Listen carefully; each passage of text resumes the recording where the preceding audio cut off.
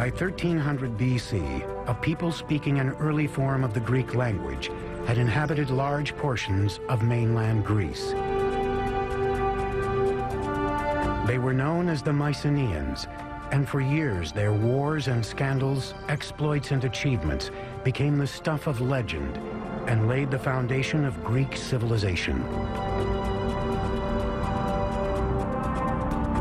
Their capital city of Mycenae was surrounded by a massive citadel built over the course of 150 years.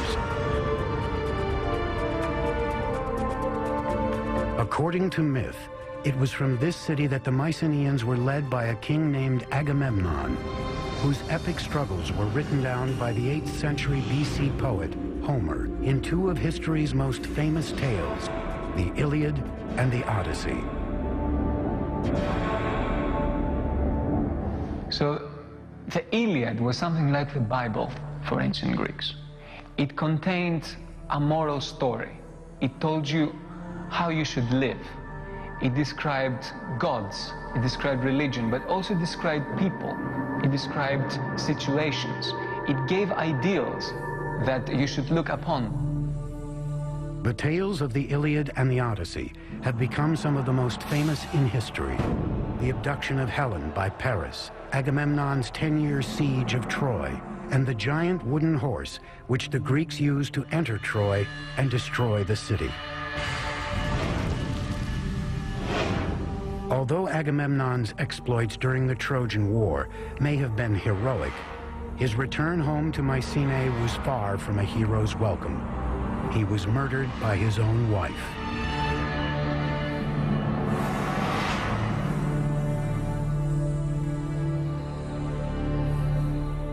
Scholars have debated for centuries whether or not Homer actually penned the Iliad and the Odyssey, or whether he just collected the folk tales of song, or whether he had anything to do with them at all. But if the ancient Greeks came back today, they'd scoff at this pithy harangue. Because of the ancient Greeks, Homer wasn't just some top 40s folk singer, nor was he the best-selling hack writer of some piece of pulp fiction. Homer was an historian. And these legends weren't the bedtime stories to be whispered to the kiddies before the oil lamps were blown out. These were accountable facts.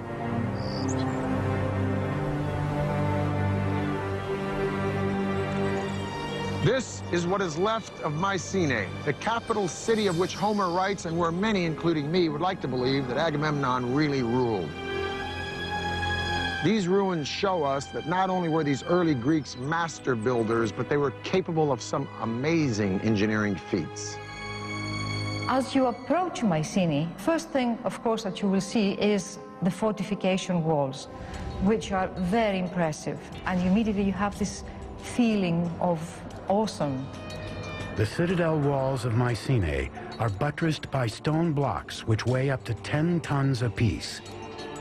They were engineered with such precision that each stone fit perfectly in place to its adjacent block. But for awe-inspiring visuals, nothing in Mycenae comes closer than the colossal main entrance to the citadel, the Lion's Gate.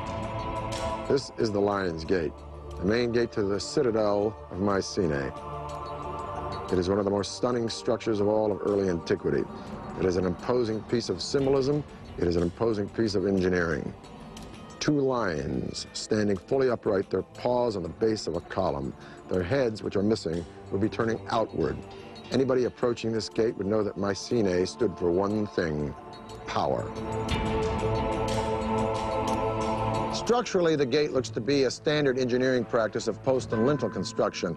These vertical elements here, these massive piers, are the posts supporting the lintel, the horizontal element, which weighs about 12 tons. But it is above the gate where the lions live that the engineers took it one step further. If you look at this triangle of indented stones right by the lions, it develops an element that we call the corbelled arch. Suppose you have these 4 stones, and instead of piling them up, you try to create an opening from that side, and you steal a little bit of space by putting them this way. This is cobbling. If we are a little bit more ambitious, because this is not sufficiently large, and we try to displace further these stones, still in cobbling, then we are running this risk that this is falling down. So what is the little trick? It's simple. You start putting counterweights behind each of these corbelled stones. Now, this triangle, first of all, we should say that this is a true Mycenaean innovation. This is something that we see for the first time, most probably worldwide. So in that sense, we are looking at something that's very innovative, very new. The Mycenaean engineers took the corbelled arch one step further. They applied the idea to create a revolutionary interior space called a corbelled dome. The dome was used in only one kind of construction, a tomb. Like the Egyptians, the Mycenaeans built incredible structures to house their leaders in the afterlife. These tombs are called tholos. Their construction departed from anything the Mycenaean engineers had ever done before. I mean, the circular form is completely absent in the architectural minds of the Mycenaeans. The Mycenaeans work with straight lines and right angles. So the circle is just for this kind of structure. So that makes the impression and the symbolism of the circle as related to death even stronger. Building a tholos was a giant engineering feat. The first step would have been to hollow out the side of a hill. So they dug this trench, and this trench would form the dromos, which means in Greek road or way. In this case, it's a walkway to the tomb, and it's flanked on each side by these beautiful almond stones set in lengthwise and edgewise. Now, 3,200 years ago in 1200 BC, a visitor approaching would walk down this dromos, and then he would be confronted by an unbelievably magnificent and stunning sight, this massive doorway. The doorway would be flanked by two fantastic columns carved out of solid green marble with zigzag and spiral designs going all the way up. Each one of these massive stones is 2.5 feet tall, and there are 33 rings of these stones laid out in a conical shape. Now, each layer of stone is laid over the lower one in a sort of protruding fashion. That's what we mean by the corbelled style. And then they're shaved down to make it all very smooth. In order for this structure to be stable, you need a constant pressure from outwards inwards, very much like a barrel, where you need this band, this metallic band around to keep the rings together. This pressure comes from the addition of earth.